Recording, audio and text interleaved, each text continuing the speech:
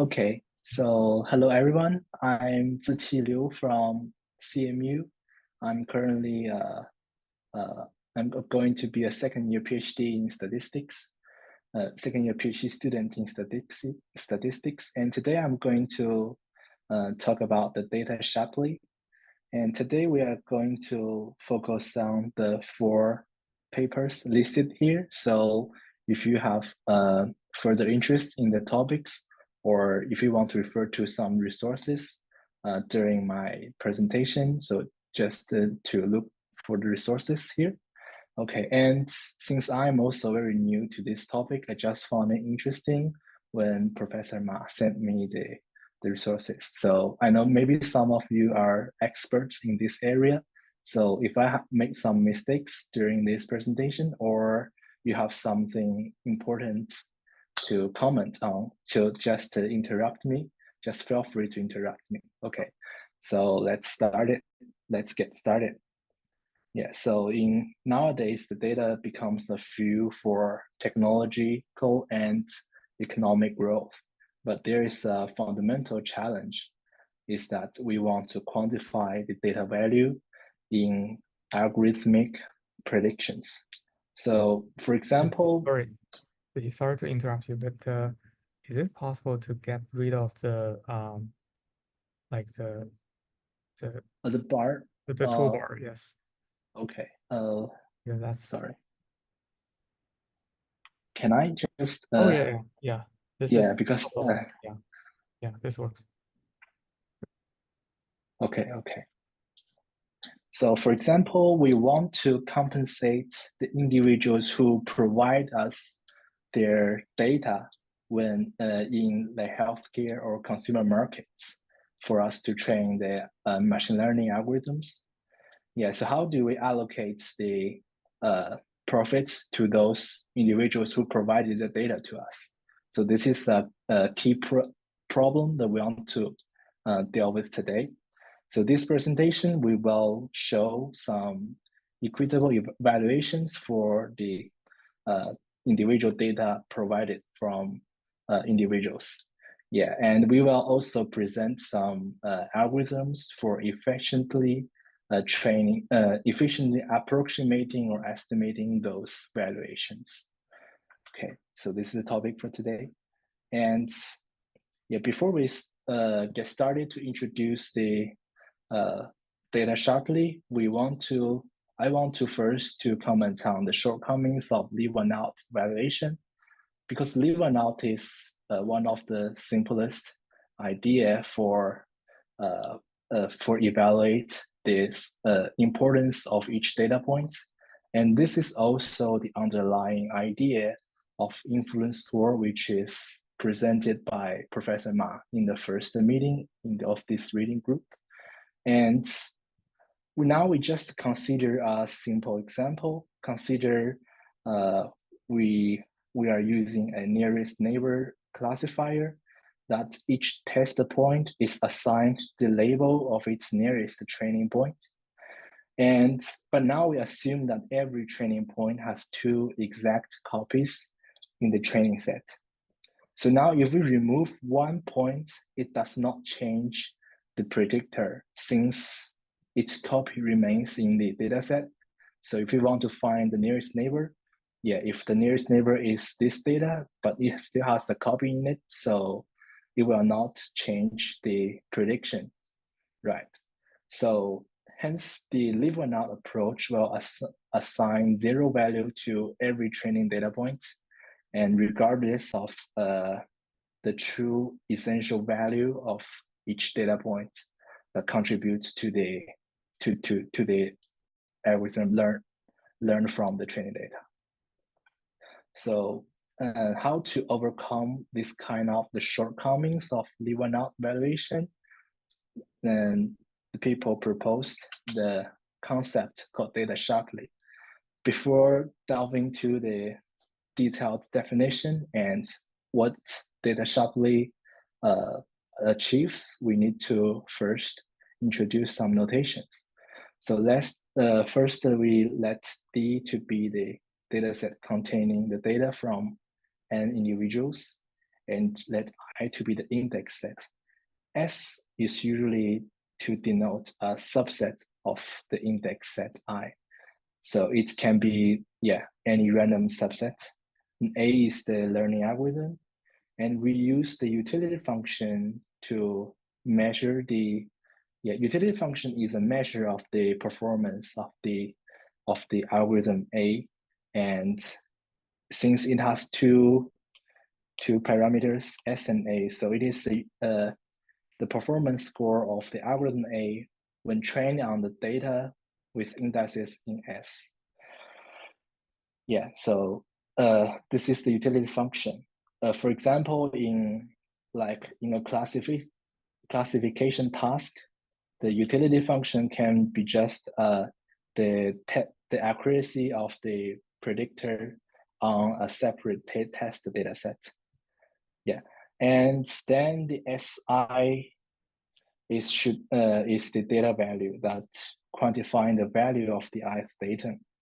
And we note that it depends on the training set D, the algorithm I, and also the utility function.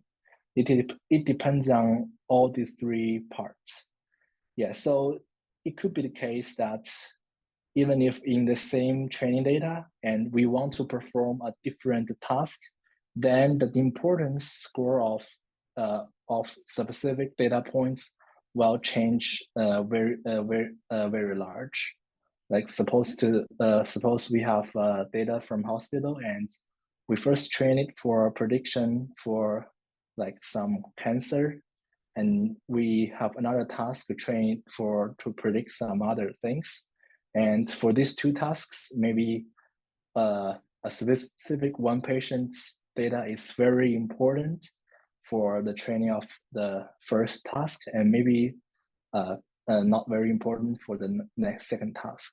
So the score should depend on all these three counterparts. And in the papers, the authors proposed that there are several properties that good data valuation criteria should satisfy. The first is they call it group rationality, means that we want the score of every data sum up to the total utility over the full training set. And second one, they call it fairness. And the first point of the fairness says that if like two data points, I and J, and they have the exactly same utility when they cooperate with all the other subset of the training data, then we hope that these two data points has the same importance score. And the second point says that if the data point I makes zero marginal contribution to the utility function when it cooperates with any other subset of the training set, then we hope that the score for this data should be zero. And the third one is additivity. It says that the sum of the scores of data I under utility functions U and V should, we hope it equals to the score of datum I under a new utility function, which defined to be the addition of U and V. So the intuition of the additivity is that because usually our utility function is the performance score of the predictor, and usually it is the prediction accuracy on a separate test data set. And since it should be like the test accuracy sum up on the separate data set, within the separate data set. So we hope that this additivity quality also holds. Okay, and the idea, another intuition under the above qualities comes from the game theory. Yeah, it is the idea of the cooperative game.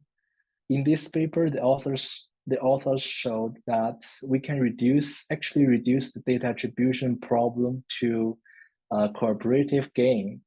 In cooperative game theory, there are n players and there is a score function. That is basically the score function is the reward if the players in some subset work together, and they want to share the profit to each individuals according to this score function. So Shapley proposed a way to divide the score among the n players so that each player received a fair payment, where fairness is codified by the properties proposed by him. And those properties in game theory are mathematically equivalent to the three properties that we listed above. So yeah, so therefore the Shapley value is actually comes from the game theory. So there is a proposition that any data valuation S that satisfies the above properties must have this form. Yeah, and then we call SI to be the data Shapley value of point I, data point I. Okay, so we look at this form, we can see that actually it is a weighted sum of all possible marginal contributions of I over all the subsets of the data, right? And the weight is just an inverse of combination number. And the previous leave one out considers only the last marginal contribution. Okay. Yeah, it only considers the utilities over the whole data set minus the utilities over the whole data set minus the data points I. Oh, I have another thing to say is that because I'm using iPad, I cannot see the chatting in the Zoom. So if you have any question, please just speak up, okay? I just in case someone has some questions. Okay, so let's continue. But there are challenges in calculating the data Shapley value. So still look at this form, we can see that if we want to calculate the exact data Shapley value, we first need to recurse through all the subsets of the training data sets, which could be exponentially large. And secondly, for each subset of I, we need to compute these two utility functions. And it also involves training a predictor on the data subset S using the learning algorithm A. So if we are training like a very very big like neural network with many parameters, this step might already be very time consuming, and you need to perform it like exponentially time, so it will even be untrackable for calculate the exact data Shapley value. So we need to propose to think about the methods that can efficiently estimate or approximate the data Shapley value. And here is a baseline algorithm to solve this. It is the Monte Carlo method. The idea is that for data Shapley value defined in this form, we can actually have an equivalent form of this. Like it is no longer a weighted average over something. It is now the exact average over something. And it is over the permutation of individuals yeah, the pi I is the permutation of the individuals, and pi pi is the set of individuals which precede the individual I in pi. Yeah, so yeah, it's easy to verify that these two forms are equivalent. We just see that, yeah, how many values in this are how many in this form are actually the same calculation of the same calculation like this. Yeah, how to say that is that if a permutation generates the exactly same calculation like this, then in this permutation there should be like first cardinal of S data points, and this is the ith data point, and here is the big N minus S minus 1 data points, and the first S data points, it should be the set of S, and yeah, this is the sufficient and necessary requirements that the calculation of a permutation equals to this calculation. And how many permutations satisfy this criteria? It should be like, because the first S cardinality data points, they can permutate. It does not change the value here. And also the last N minus S minus 1 can also permutate. So there should be this many. So we can see that we can add these two here, right? So if we do this calculation, we can see that the weight for this in this form should be like should be S times N. And you can verify that this quantity is just exactly the same as this. So it's just a simple calculation to verify that these two forms are actually equal. Yeah.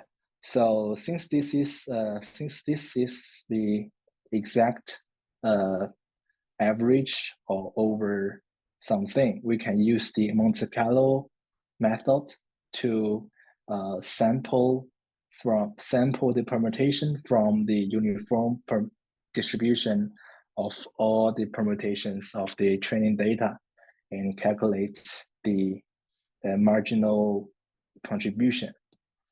Okay, so here is the algorithm. Is that while convergence criteria does not met, we first sample a random permutation, and still for J from I to N, we calculate the marginal, the utility for each set recursively, and we update the score using the new marginal utility gain. So that's the idea of this algorithm. And we also we need to make some comments on this algorithm.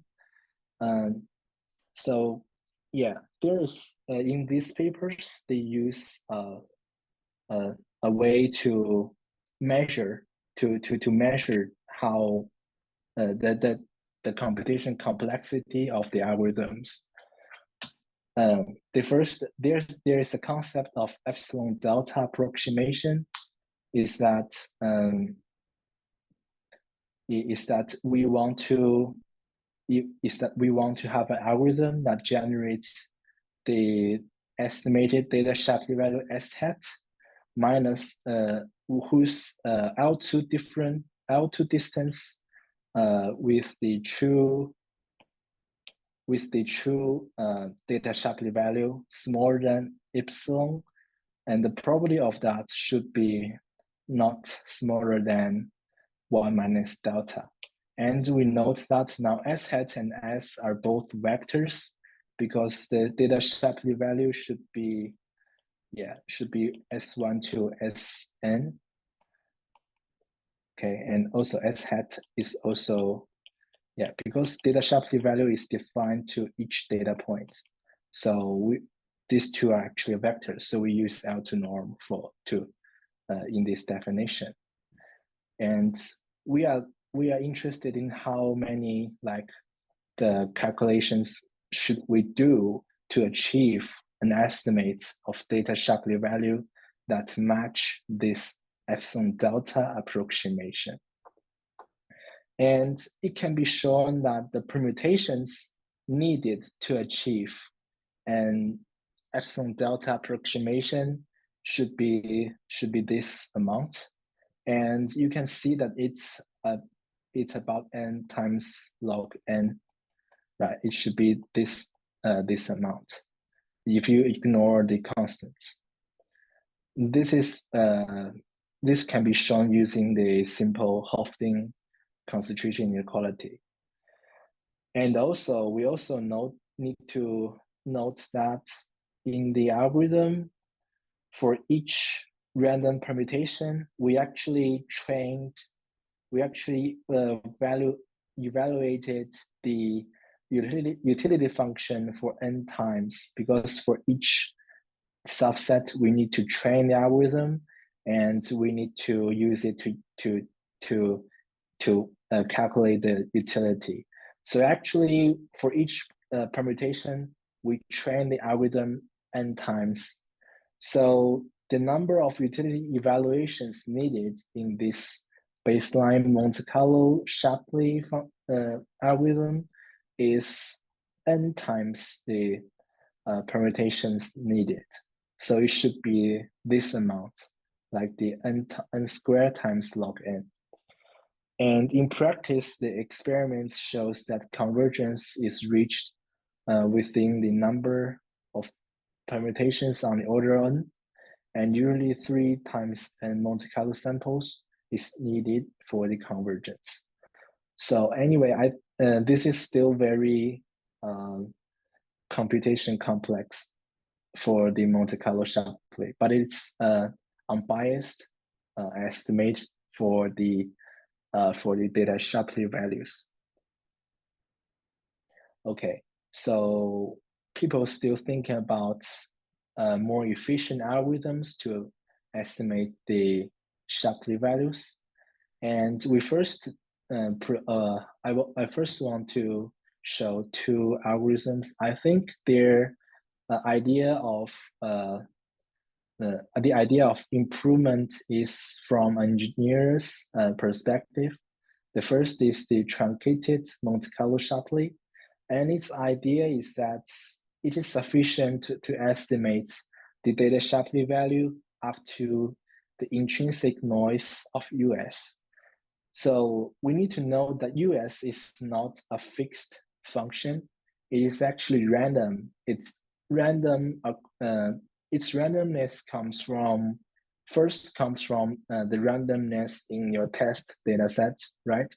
Your test, you are not like calculating an expectation. You are using the sample, like usually sample mean of something in test data set to approximate the utility function. So actually the utility function we use there are noise in it. And also when we train the data, different initializations, different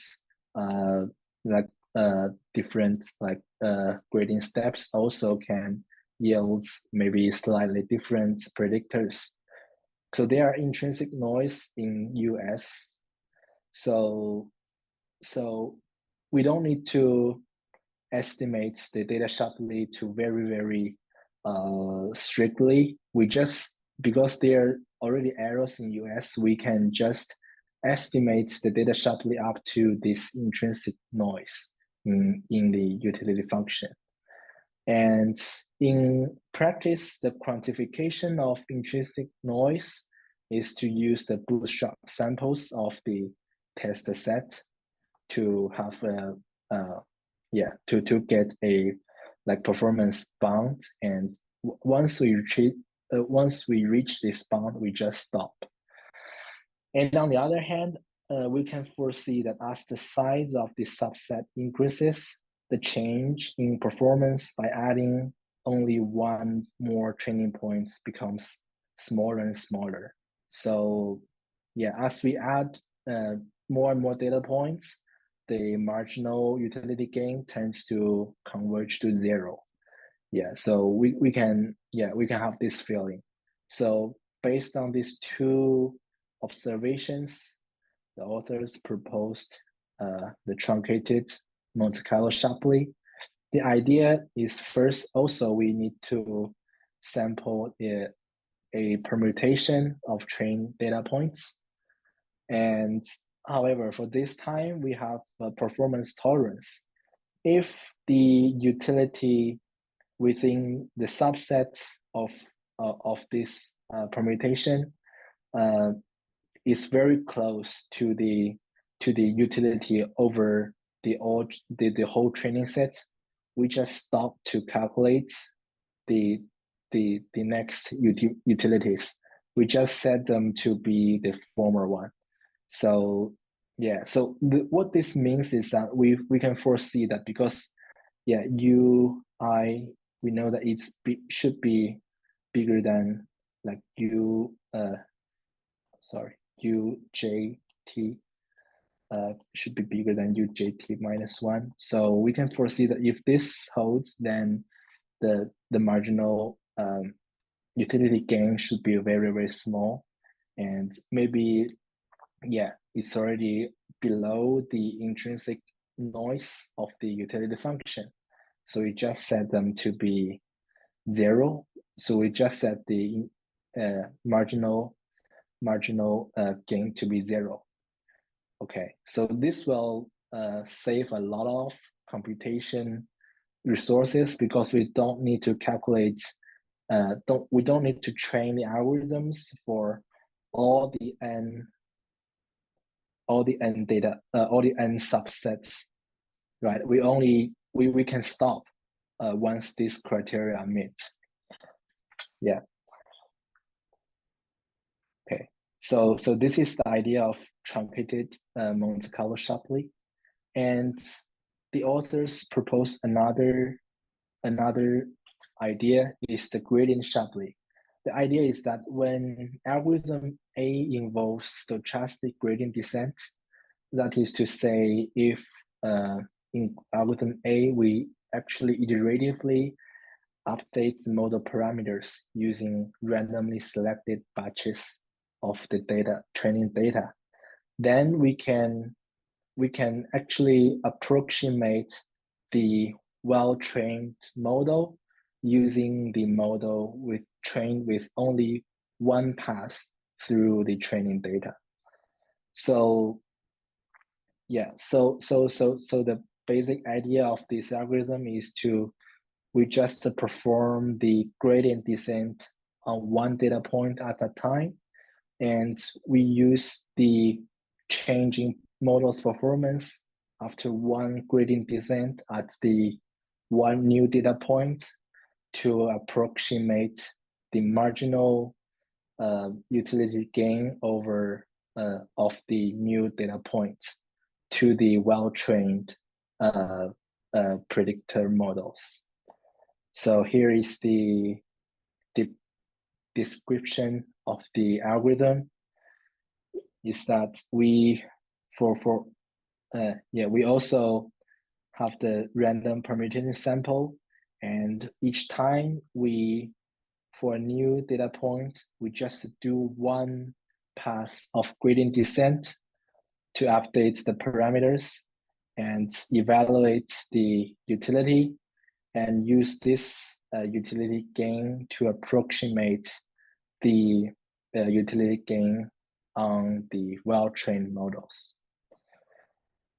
I think this approximation, but it seems that the approximation is not that good. But however, the experiments show that this algorithm performs well in real-world application tasks. Yeah. the remarks is that when performing this algorithm, when we find the hyperparameters like the grading steps, we need to find the one resulting best performance for a model trained on only one pass of data rather than find the one for the best performance for fully trained the model. And also,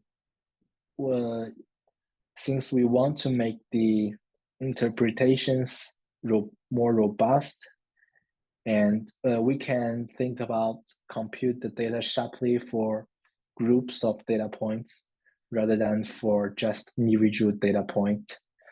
And this is, for example, when we train the model on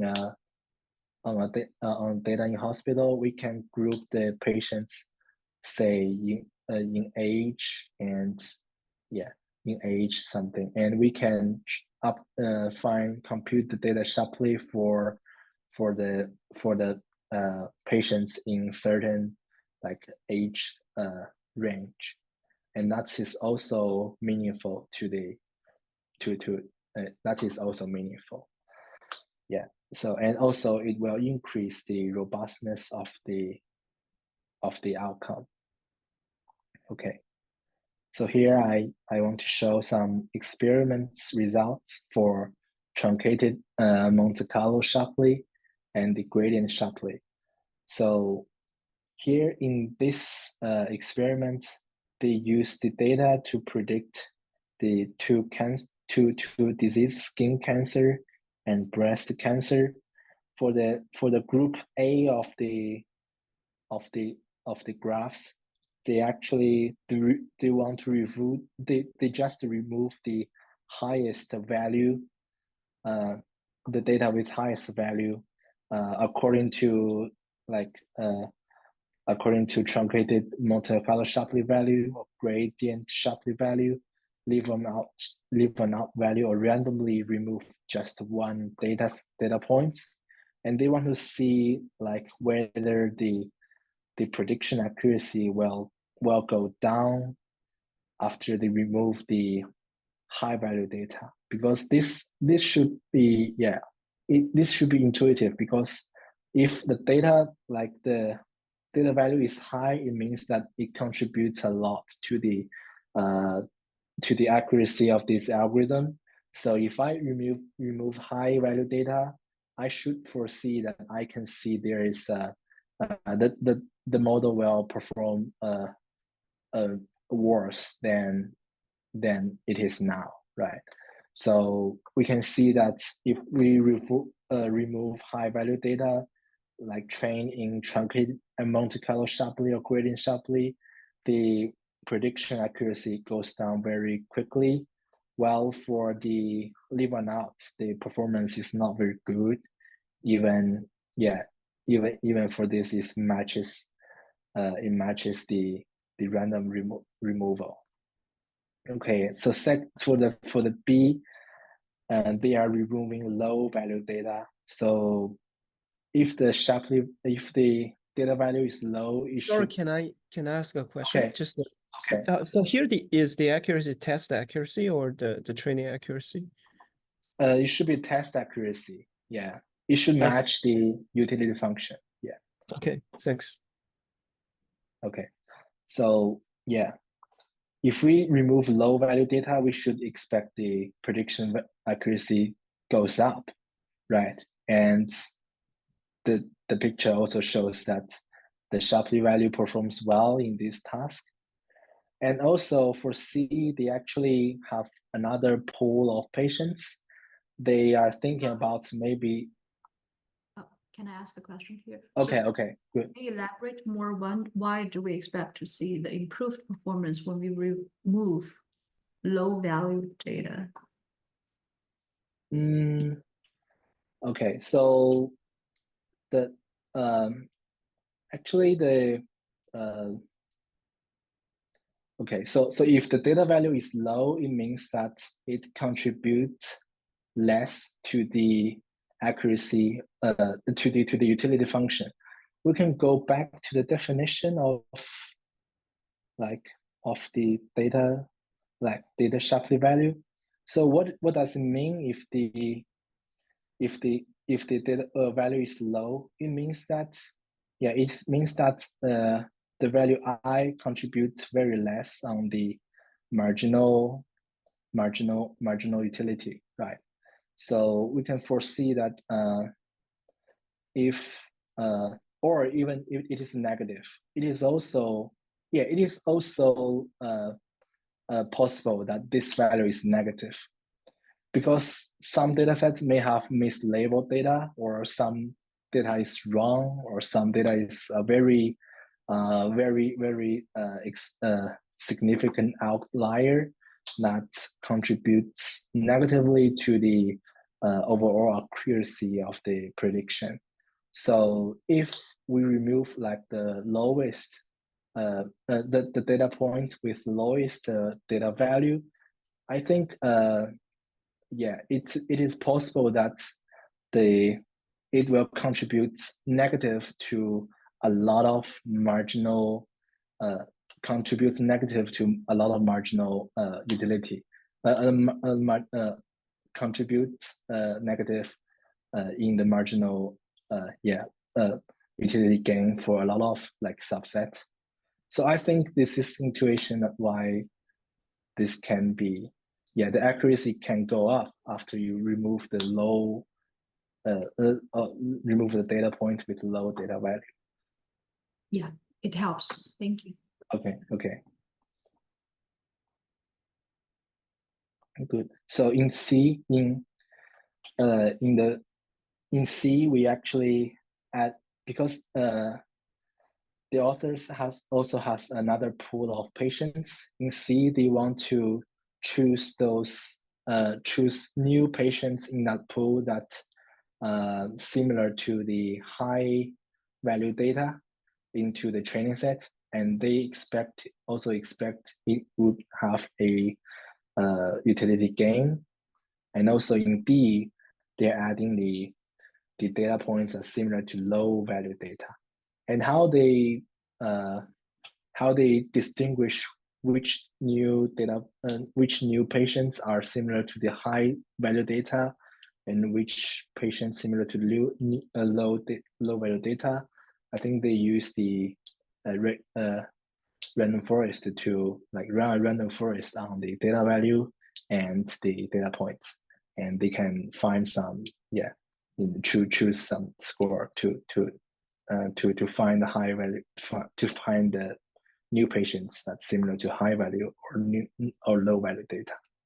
So that's their experiments. We can see that in their experiments, the data Shapley actually helps to distinguish like which data can really contribute to the higher accuracy of the algorithms. And this is their simulation, the experiments on the simulation data. I think A is the running logistic regression on the linearly generated data, and B is logistic regression on a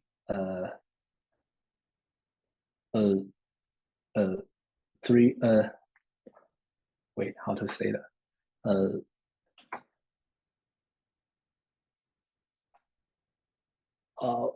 Quadratic data, and C is running reinforcement. No, it is running random forest on those data to the data similar to B. So they simulated data set for like 20 times, and there's a band. The band is the variance over these simulations. So we also can see that the data Shapley value achieves good performance under this simulation.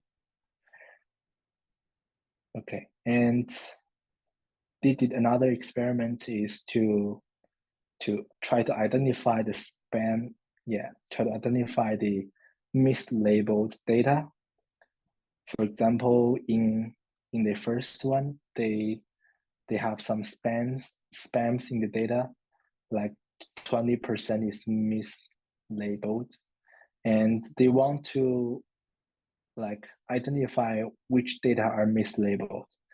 And we can see that if we choose the data points according to the Shapley value, we can see that, yeah, when we check about 25% of the data, we remove about like 90% of the misclassified data. And for this graph, they did not do the gradient Shapley, is because naive Bayes is not trained using gradient stochastic gradient descent. So they don't have this gradient Shapley line on it. And the other two figures are also the same experiments on different data sets using different training algorithms. Yeah, so that's the sorry. Okay. Do you have okay? Yeah, can you provide some intuition of why the second figure that they found out is deviating from random selection?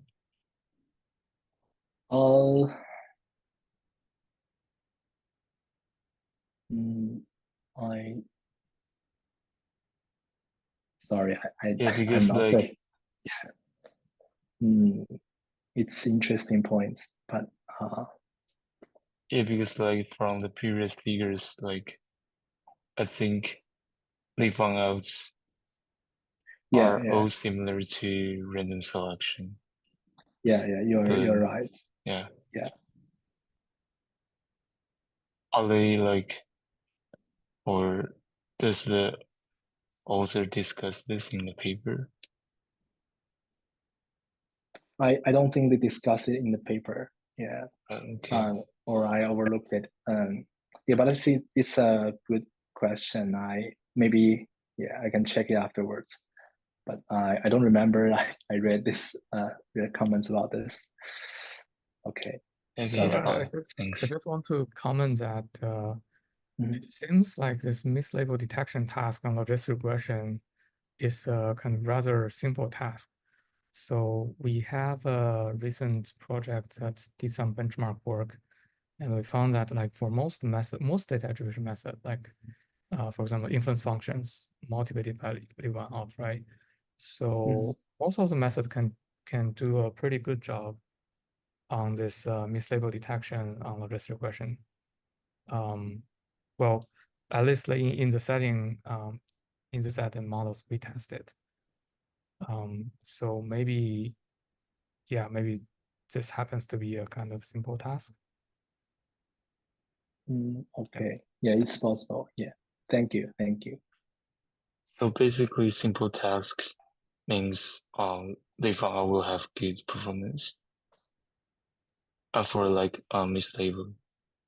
Right. So I guess like a simple task in the sense that it's fairly easy to capture those mislabeled data points. Maybe because they are quite obvious outliers in the data set, because these are kind of like manually corrupted mislabeled data points. So they become like I see. very obvious outliers. And yeah, something like that, I guess. Yeah, thanks. Thank you. Okay.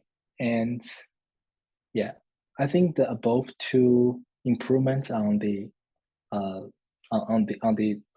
naive Monte Carlo approach is more from an engineer's perspective to use some truncation or approximation on the procedures. So now in this paper, the authors proposed an approach that's based on the intuition in group testing, and it also greatly improved the calculation of the data Shapley values.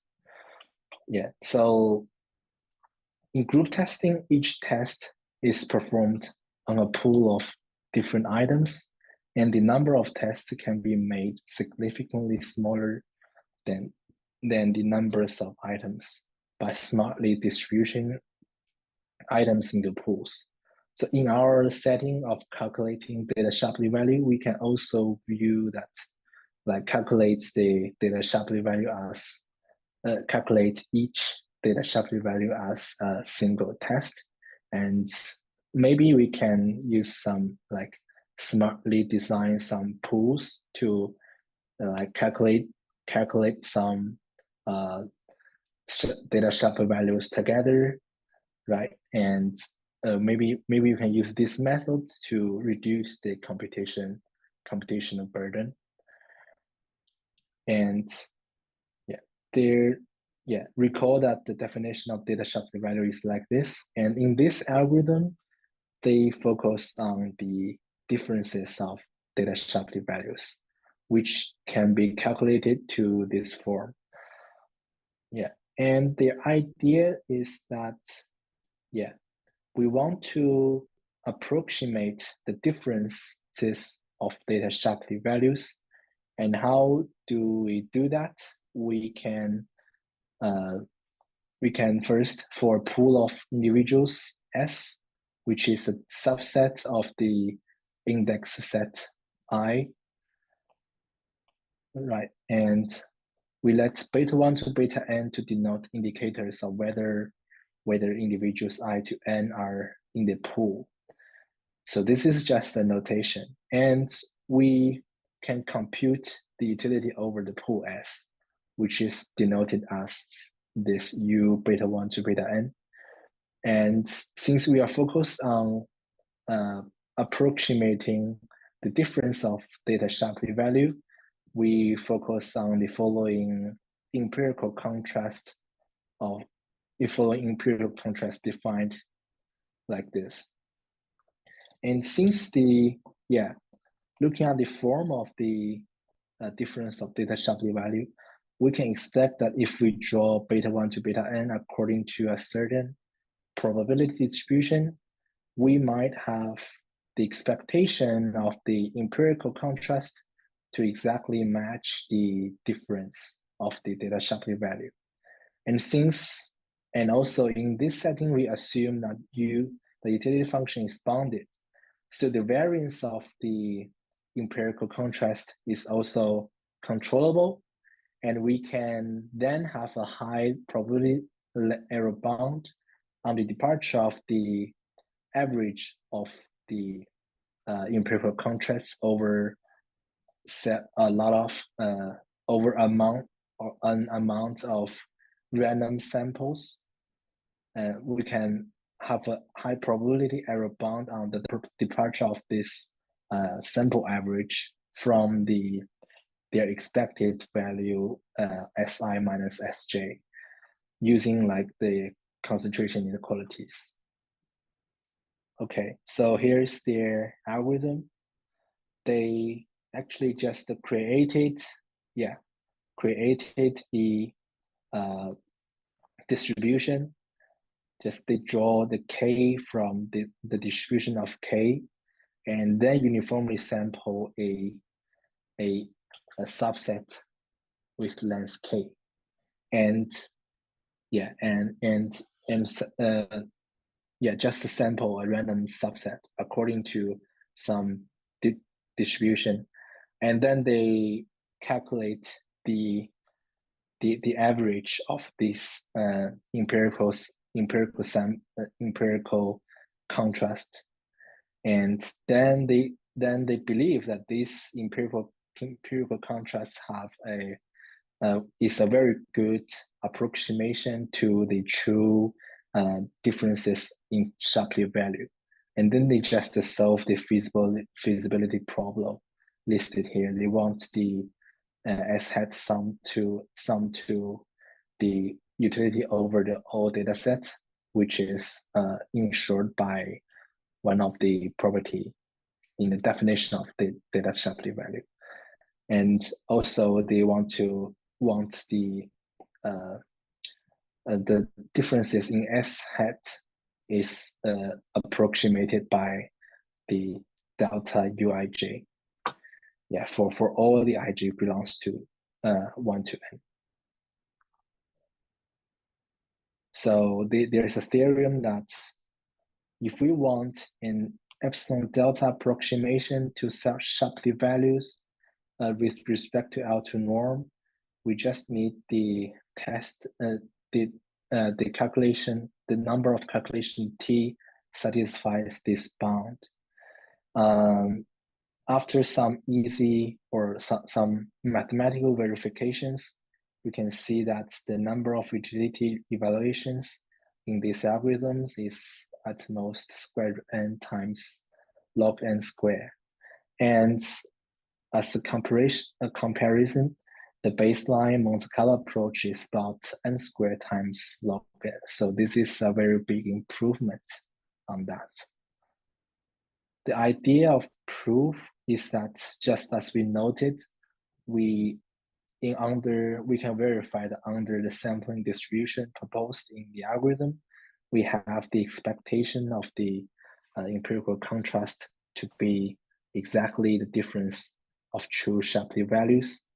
And using the concentration inequalities, we verify that the average of the empirical contrast is an epsilon over 2 squared n delta over n times n minus 1 approximation to Si minus Sj for each I and j. So after we derive this, we can use the following lemma that if we know that Cij is already a epsilon over 2 squared n delta over n times n minus 1 approximation to Si minus Sj, then any solutions to the feasibility problem listed in the algorithm is an epsilon delta approximation to S with respect to L2 norm. So the idea is that idea of proof is that it's just use the union bound of the probability. Since we require this, we can use the triangular inequality to ensure this with still the probability of 1 minus delta over n minus n times n minus 1. And using the union bound, for given I, we can ensure that this hold for all j not equal to I with probability 1 minus delta over n. And if this holds true, then Si hat minus Si cannot be greater than epsilon over square root n. Otherwise, it will violate the condition that they sum up to utility over the entire set, which is just the sum of true data Shapley value. Why this happens? Because if Si hat minus Sj greater than this, we can see that all the Sj hat minus Sj, Si hat minus Si, okay. We can see that all the Sj hat minus Sj should have the same sign as Si hat minus Si. And then there should be a inequality relationship between two sums. They should not be equal. Okay, so then use another union bound. We can see that with probability 1 minus delta, all the Si hat minus Si is smaller than epsilon over square root n. And hence the L2 norm is smaller than epsilon. So that's the idea of this algorithm. We just want a good approximation to the differences of Si minus Sj, and then we can have a good approximation to the data Shapley values.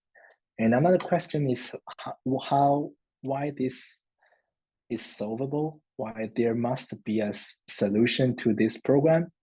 I think because the true data Shapley value also follows this format. And with very high probability that the true the true value holds this format. So at least we can see that with high probability this function is solvable. Okay, so yeah, I think this is the idea of this algorithm, and I really appreciate it. I think it's very interesting. Okay, so this is the algorithm. So actually it did not make any further assumptions on the data set and the task. It only assumes that the utility function is bounded. But this assumption is also assumed when we want to derive the mathematical computation. We want to derive mathematically the computation complexity of the naive Monte Carlo algorithms. Yeah, so actually I think it's didn't make any further assumptions, but it achieves a better theoretical computational cost. Okay, and in the following parts of this presentation, I'm going to present some algorithms that can further improve on the following result, on the above results, but under some specific tasks or data type. And here is the compressive permutation sampling. The motivation for this algorithm is the observation that in many data sets, the data Shapley value is mostly concentrated around the mean of data Shapley values, with only a very small amount of the data points have some significant data Shapley values. So this graph, this is the data Shapley value for MNIST dataset. We can see that only a few data points has strange data Shapley values. Yeah, so we can see that in many data sets, the data Shapley values kind of to be sparse.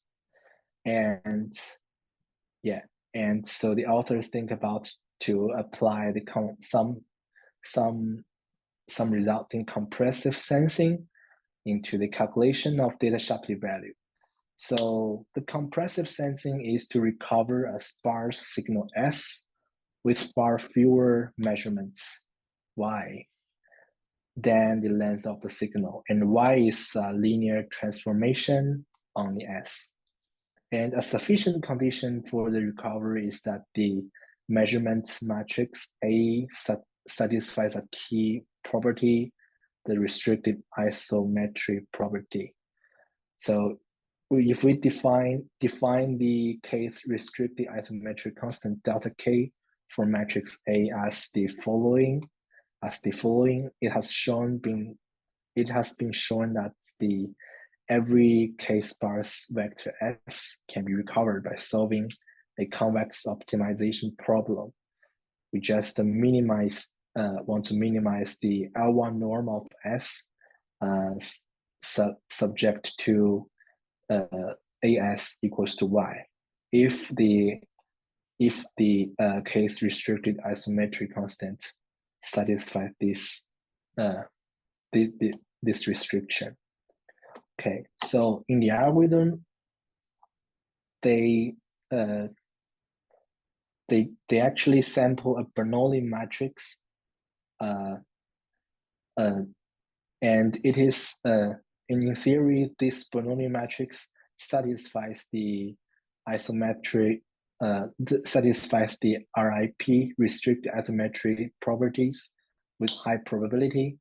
And with this matrix, what they do is that first they also generate a random permutation, and they also calculate the marginal gain sequentially. And now they transform, the vector of utility gain into a lower dimensional vector y hat, and they average for y hat to get a y bar, and then they recover it back using the classical way to recover it back. And also they also take into account the average of the data Shapley values. Okay, so this is the idea.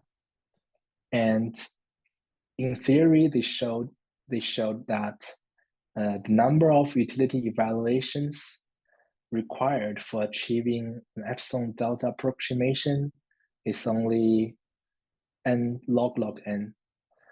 So when the utility function is defined with respect to an incrementally trainable model, that is to say, if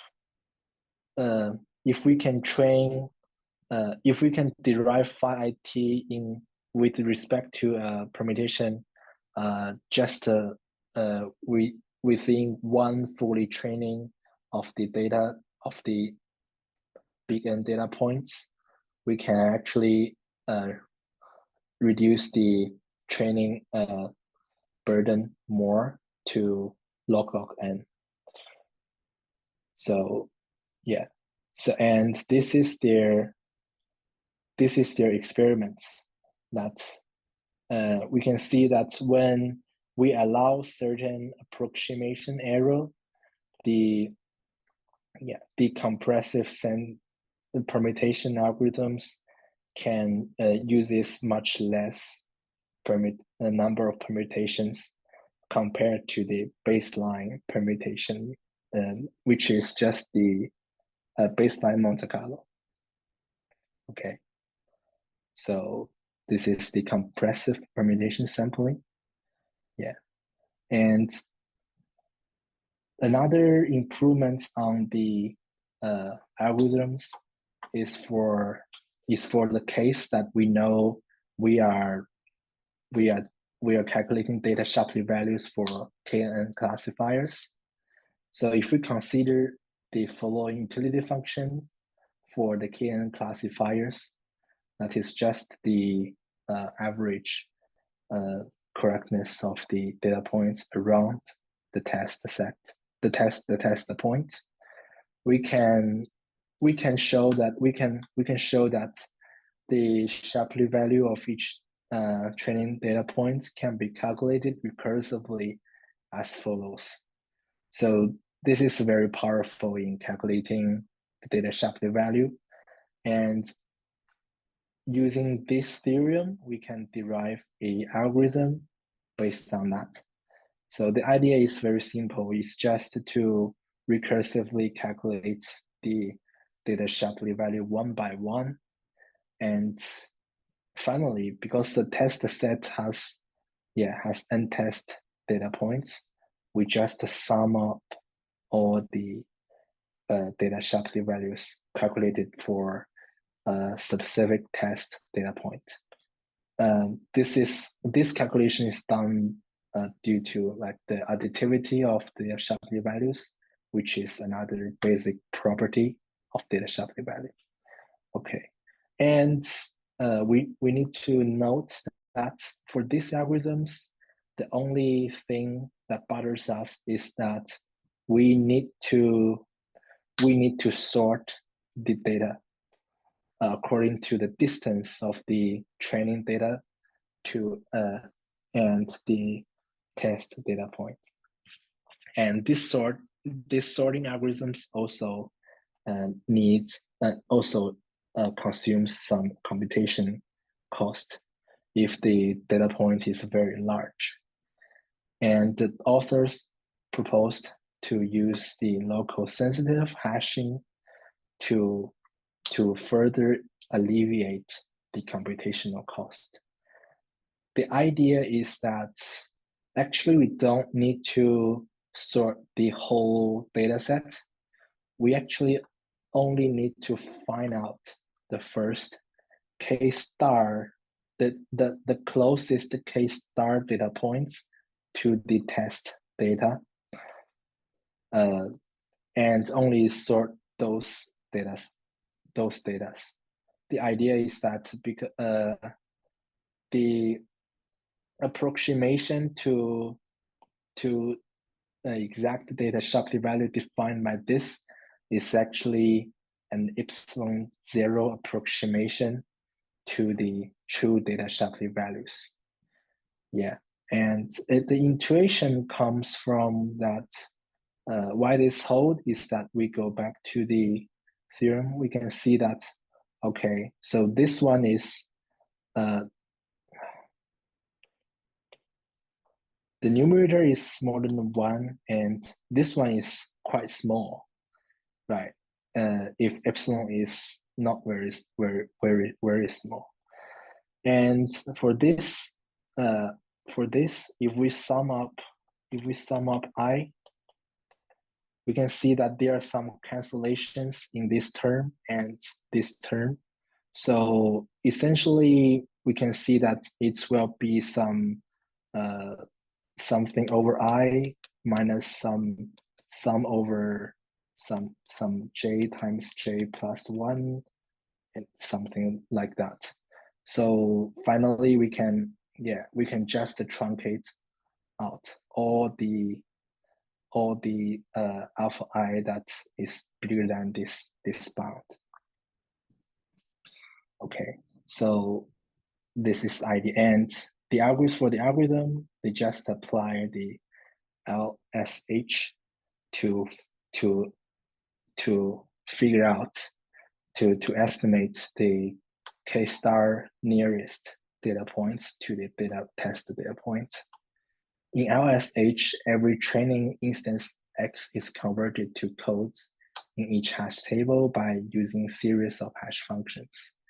And the hash functions has two good properties, is that they preserve the relative distance between different training instances, and then the similar instances will have the same hashed value with high probability.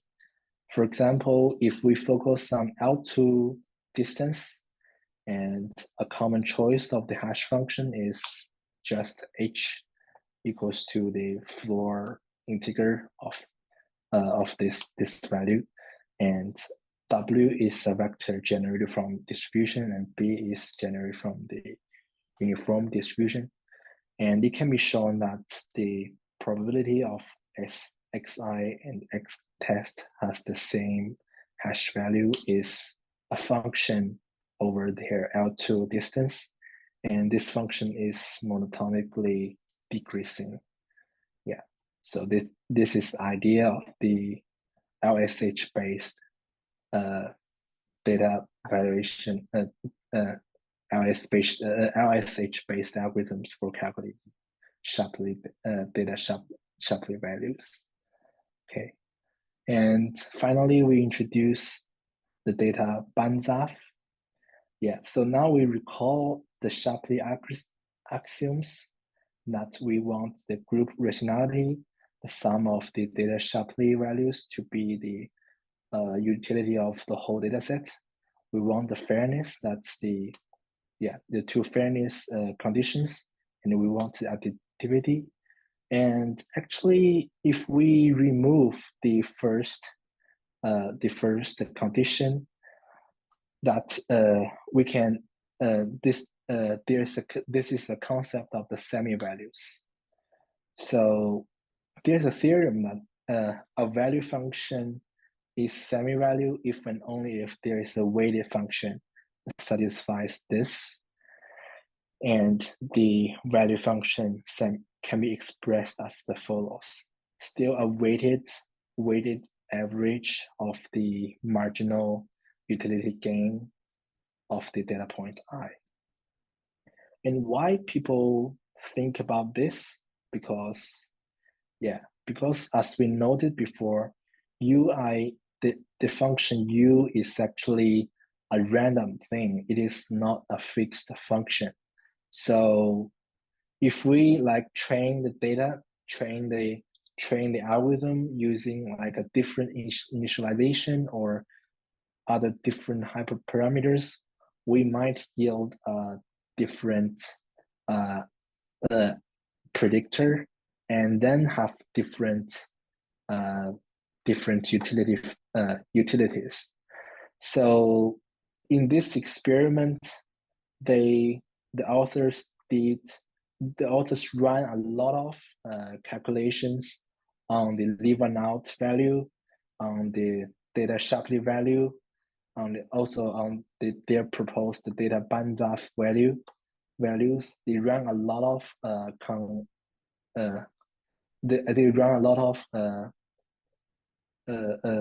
experiments. They run a lot of same experiments with the same settings, but and you can foresee that different runs will yield different like leave and out values, data Shapley values, and data Banzhaf values. And they actually ran these calculations on a data set with 20 images with 5 mislabeled images, and those 5 mislabeled images are marked with red in these pictures.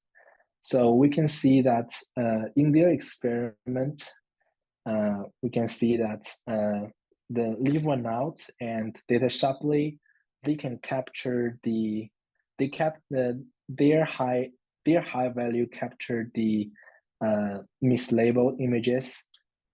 It's very random. It's a kind of random thing that's because it's very variable. Because the UI is random. There is some intrinsic randomness in UI. So they are thinking about to let the data value to be more stable. They hope that the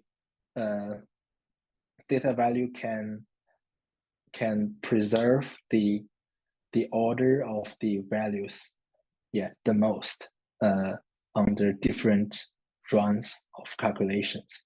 So how did they do that? They also first to calculate the difference of semi-values, and it calculated to be this form, and the delta IJKU is representing the average distinguishability between I and J on the size K sets, using the noiseless utility function.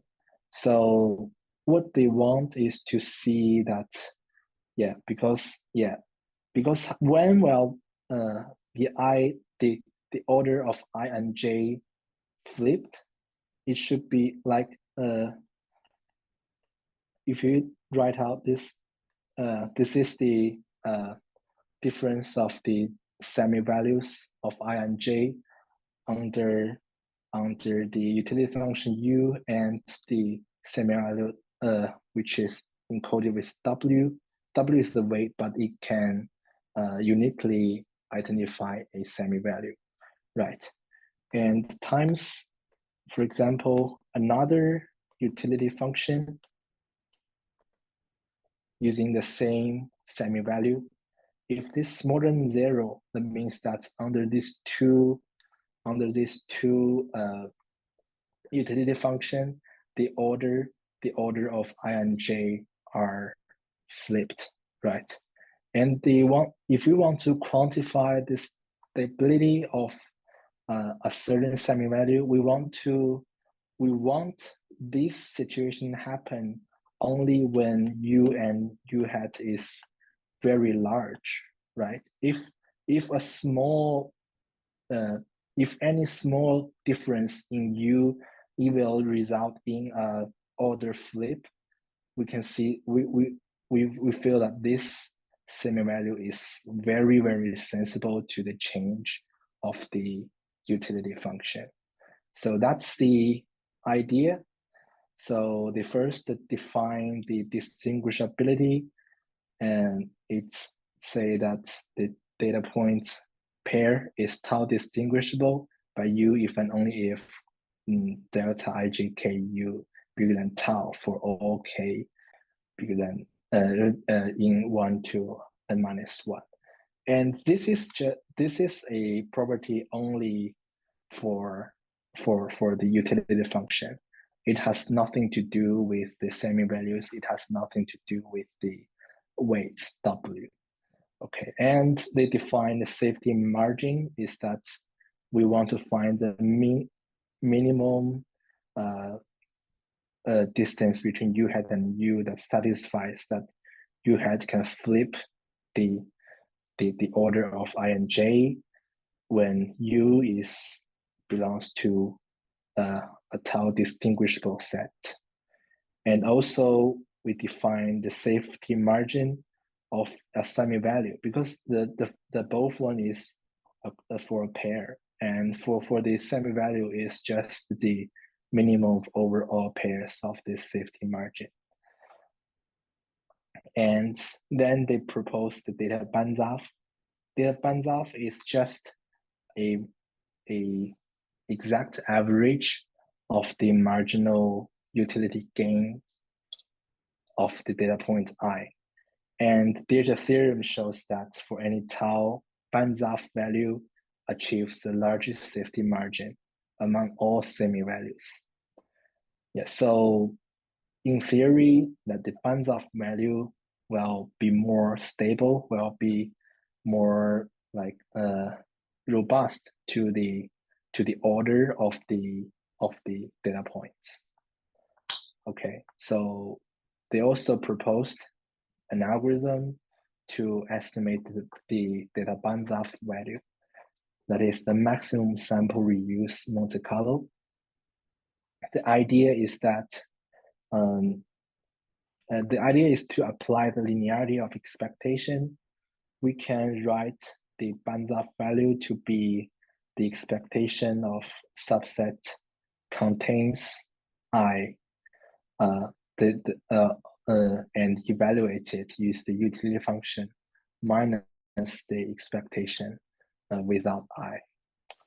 Yeah, so the idea is just we sample M in the ID subset from the index set, and for every data point we divide S into two parts. The first part is the subset that contains I, and the subset that do not contain I.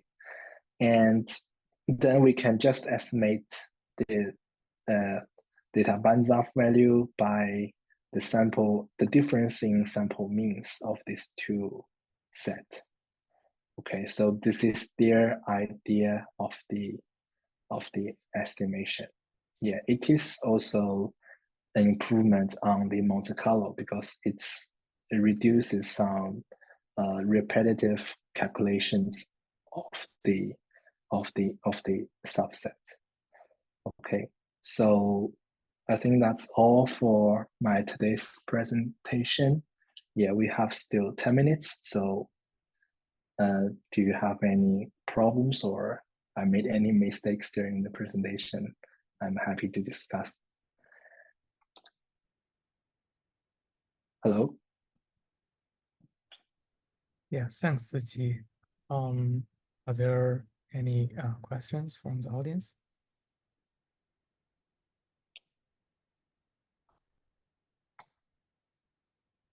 So I have a clarification questions on like for the data Banzhaf when you are defining that delta ij k.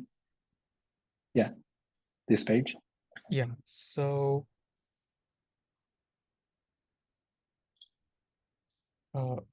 so here like the k is so this delta is defined on subsets with a fixed size, right? Yeah, yeah. So what is the intuition here? Like, you want to like investigate the distinguishability on a particular size k instead of like, for example, you can also define like basically summation over all the k, right?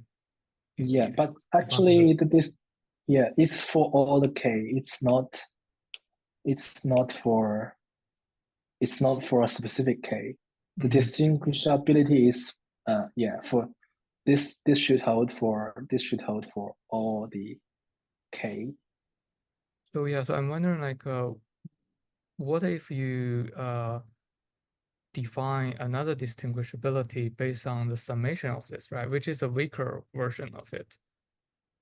Yeah, but if you So if you define on a summation of like see a summation of this, I think it might be like a specific difference of it should be a difference of a specific semi-value, right? Just like you choose a weight to ensure that this is constant over different case. Yeah, I'm not sure whether it will, whether it is too weak for some deduction afterwards. I see. Yeah, so yeah, I think if you define on a summation, it should be just the difference of a specific semi-values. Yeah. Yeah, I guess this is some technical construction. Yeah. Use like in their following development. Yeah. I see. Yeah, actually, I think this is also from the game theory. Maybe the intuition for this distinguishability or safety margin is also from game theory, because data Banzhaf is also, I think it is also inspired by something in game theory, just like data Shapley.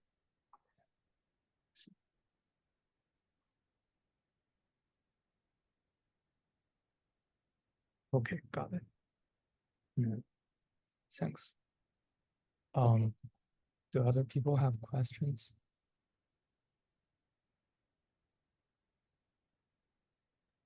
Oh, Ziqi, I have a question. So maybe I missed that part. So it's about the second paper. So could you please like remind me how they define the distribution pooling? Like that's sort of a little implicit in their algorithm. So because you mentioned like the smart thing they've done is that they find a distribution such that the expected assignment. Yeah, like this. Yeah. How do they come up with this? Like, is there an existing result or like any iteration that they figure I out feel this? like I feel like it's still that Si minus Sj is the weighted sum of the difference of the utilities of I union with some S and J union with some S. And this is also like if you you can see this like if it is S union I, then beta I will be 1 and beta J will be 0, and it should be a positive. And if it's S union J, then beta J will be 1, beta I will be 0, so it's negative. So it's I think it's it's not counterintuitive. I think it's just generated from the because if you want to take the expectation, it is something related to this, and you just created some weights, so to make sure it exactly fit for that.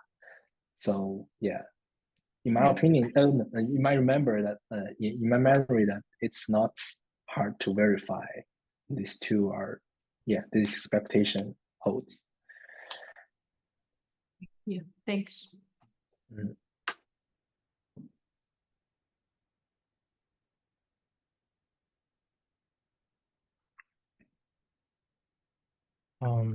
So if there's no other question, thanks Ziqi again for the great presentation.